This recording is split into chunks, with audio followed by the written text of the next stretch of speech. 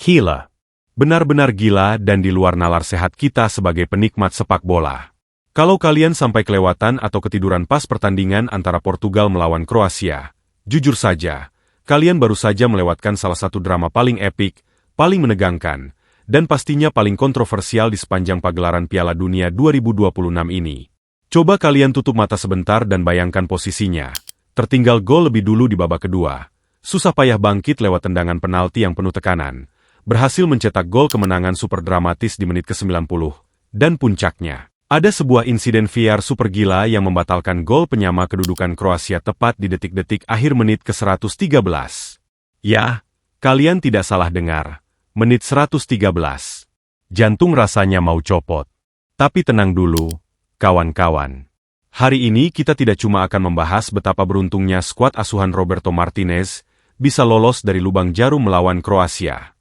Buat kalian para pendukung setia Seleção das Quinas, kalian wajib banget duduk manis, siapkan cemilan, dan perhatikan baik-baik. Karena hari ini, ada segudang update berita terbaru dan paling eksklusif langsung dari kamp pelatihan Portugal. Dan yang paling spesial, kita punya dua bocoran berita krusial soal sang mega bintang kita, Cristiano Ronaldo, yang dijamin bakal bikin kalian makin merinding, sekaligus persiapan laga hidup mati mereka melawan musuh bebuyutan di babak 16 besar nanti. Pastikan kalian nonton video ini sampai habis tanpa di-skip, karena info kali ini daging semua dan tidak boleh dilewatkan sama sekali.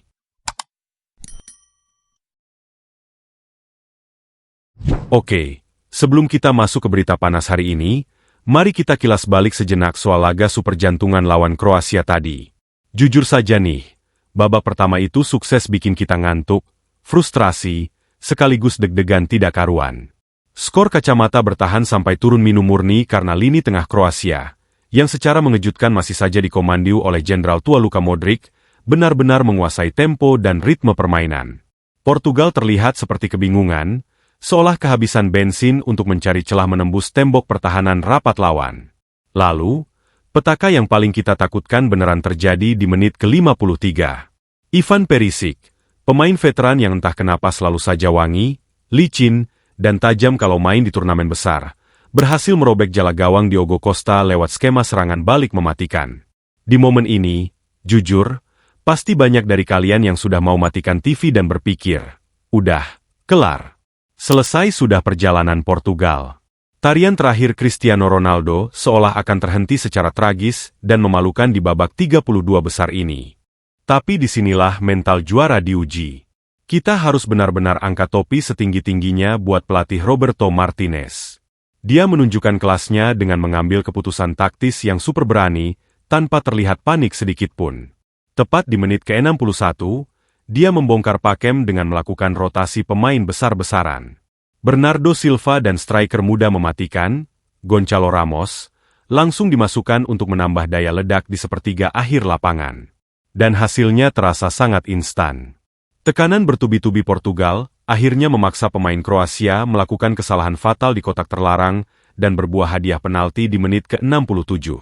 Bayangkan beban satu negara, bahkan puluhan juta fans di seluruh dunia, bertumpu di pundaknya saat itu. Jika gagal, tamat. Tapi ini Ronaldo. Dengan tatapan mata pembunuh berdarah dingin, dia sukses mengeksekusi bola, mengecoh kiper, dan mencetak gol penyeimbang di menit ke-68. Selebrasi Siwu bergema, mentalitas luar biasa kembali ditunjukkan oleh sang kapten. Namun, titik didih sesungguhnya dari pertandingan ini baru terjadi di menit-menit akhir. Tepat di menit ke-90, saat semua orang bersiap untuk babak perpanjangan waktu, Gonçalo Ramos membuktikan kenapa namanya pantas berada di skuad elit ini. Lewat sebuah skema serangan balik kilat yang sangat cantik, dia berhasil mencetak gol pembalik keadaan. Skor berubah 2-1 untuk keunggulan Portugal. Tapi, kita semua tahu Kroasia. Mereka adalah tim zombie, tim dengan mental baja yang sangat pantang menyerah sebelum peluit panjang berbunyi. Di detik-detik akhir perpanjangan waktu injury time yang sangat menyiksa, tepatnya di menit ke-113, bek Kroasia Joško Gvardiol sukses memanfaatkan kemelut horor di depan gawang dan membuat gol penyama kedudukan.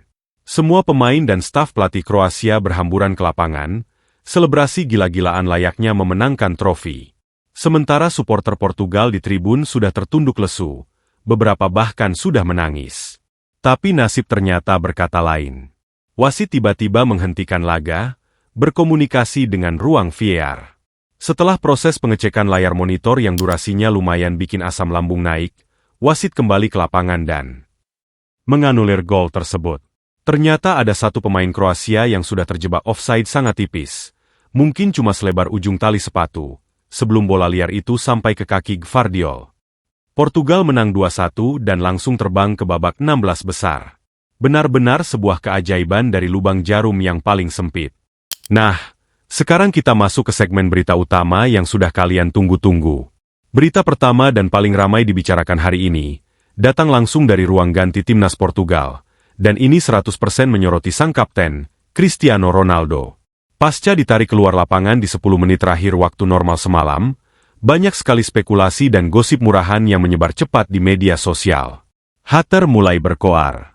Ada yang bilang Ronaldo ngambek, ada yang bilang dia cekcok dengan Martinez karena diganti, sampai rumor soal egonya yang tidak terima ditarik keluar saat tim sedang butuh dia. Tapi, kawan-kawan, dengarkan ini baik-baik.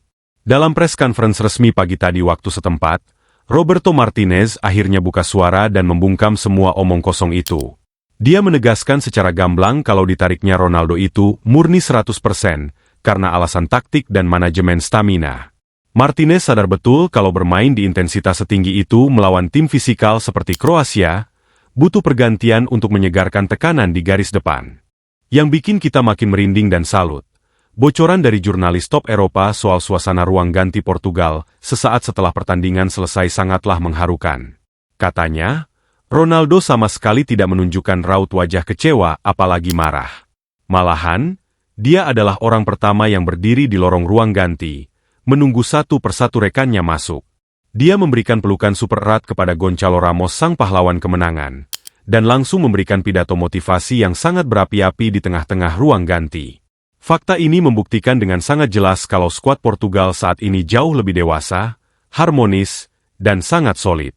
Ronaldo telah berevolusi dari sekadar mesin pencetak gol menjadi sosok mentor, bapak, sekaligus pemimpin spiritual yang memegang kendali mental anak-anak muda di timnas. Tidak ada lagi ego, yang ada hanya ambisi untuk membawa pulang piala. Dan seolah itu belum cukup. Kita langsung masuk ke berita kedua yang lagi-lagi menyoroti dedikasi gila di luar nalar dari seorang Cristiano. Laporan terbaru siang ini dari kamp latihan Portugal di Amerika Serikat menyebutkan sesuatu yang bikin staf medis geleng-geleng kepala.